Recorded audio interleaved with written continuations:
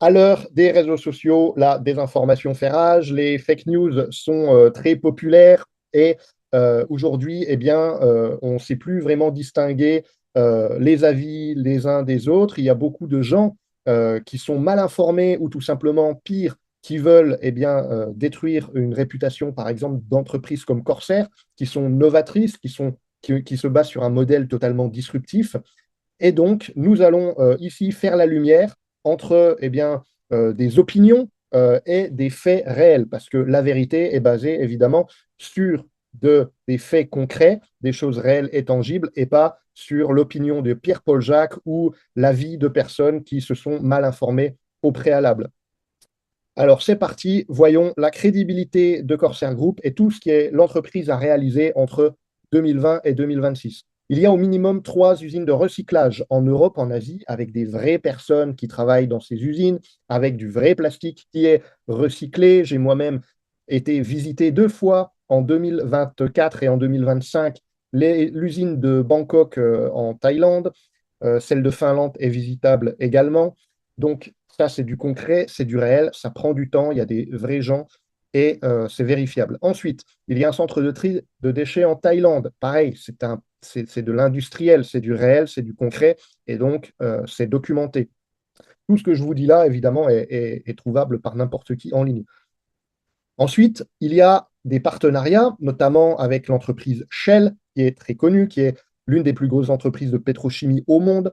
C'est des entreprises qui ont des armées d'avocats, et donc avant d'annoncer qu'ils ont un partenariat public avec eh bien, une entreprise, ils vont disséquer, faire une due diligence absolument énorme pendant plus d'1 an avec une entreprise. Évidemment, Shell, les avocats ont vu tout ce qui est mis en ligne, les avis des gens, les blogs, les articles, etc. Et pourtant, ils sont très contents aujourd'hui de travailler avec nous. Donc probablement, si Shell dit que nous sommes une réelle entreprise et que nous sommes crédibles, c'est que nous le sommes. LOLC Advanced Technology. LOLC est une des plus grosses entreprises au Sri Lanka et il se trouve qu'ils sont en partenariat avec Corsair pour eh bien, créer une usine au Sri Lanka. LOLC, pareil, une énorme entreprise avec beaucoup d'avocats qui ont disséqué l'entreprise avant de donner son accord.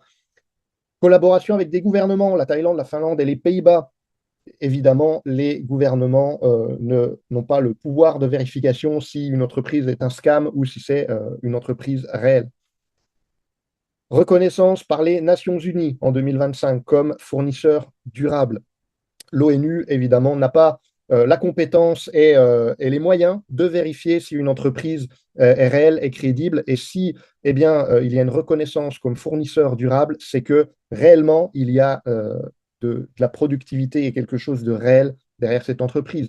Financement par l'Union européenne d'un centre de R&D aux Pays-Bas. Présentation en Italie au Parlement européen. Ensuite, il y a plusieurs clients prestigieux dans plusieurs secteurs divers, qui est une entreprise qui fait partie du groupe Solenis, qui sont des entreprises multimilliardaires qui ont les moyens, avant d'annoncer publiquement qu'ils sont clients d'une entreprise, ils ont les moyens de vérifier si cette entreprise est réelle, si elle est sérieuse. Des hôpitaux comme BDMS en Thaïlande, qui est une des plus grosses chaînes d'hôpitaux en Asie, plus de 60 hôpitaux, Aéroport international du Laos, des hôtels, Novotel, Mercure, etc. Je vais vous mettre la liste qui apparaît là. Voilà. Donc ça, toutes ces entreprises sont bien au courant de ce qu'il y a en ligne. Il y a des contrôles et des audits faits par des entreprises comme Control Union, donc une entreprise indépendante, évidemment, qui est centenaire, qui est très reconnue dans le monde de l'audit. Poursuivons maintenant Corsair Capital, qui propose des investissements dans les parts de l'entreprise, est approuvé par les autorités financières de l'Union européenne. Génération en ligne pour plus de 10 000 partenaires indépendants partout dans le monde. Depuis 2020, il n'y a jamais eu un manquement. Toutes les semaines, des revenus ont été générés et payés par l'entreprise. Création du seul crédit plastique public au monde. Il y existe plusieurs crédits plastiques qui ne s'appuient d'ailleurs que souvent sur de la collecte et non du recyclage.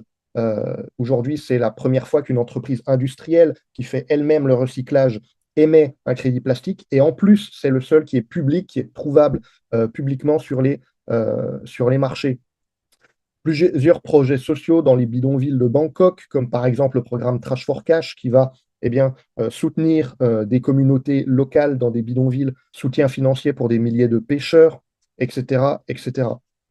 Le gouvernement thaïlandais, aujourd'hui, est conseillé par Corsair en matière de gestion des déchets et d'économie circulaire dans le pays.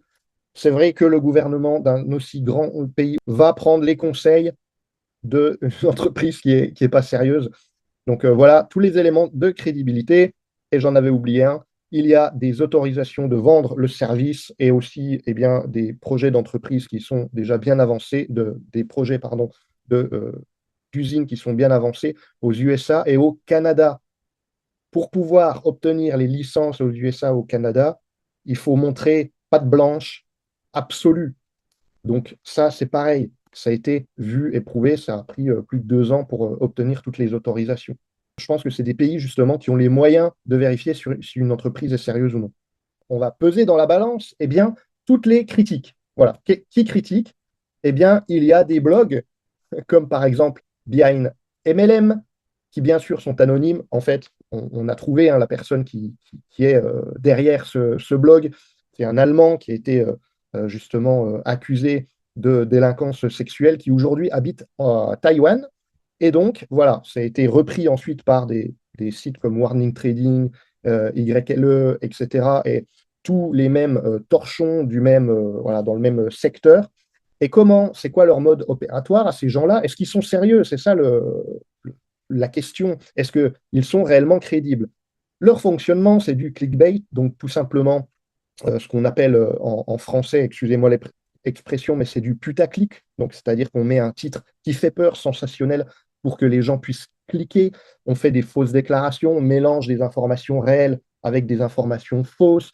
Et ensuite, on fait du chantage et on demande à l'entreprise en question ou l'entreprise concurrente de payer pour que cet article reste, ou bien à l'entreprise concernée pour que l'entreprise paye pour enlever cet article. Évidemment, ils ont su faire du référencement sur Google, donc ça fait partie des premiers sites qui, qui fonctionnent. Donc, ils fonctionnent par des demandes de rançon, ils vendent aussi, donc ils vous font peur, et leur article ressemble plus à une page de vente qu'un vrai article, et ils vont vendre aux gens des services juridiques douteux, puisqu'évidemment, ils sont en partenariat direct avec ces cabinets d'avocats, et ils touchent une commission pour le référencement.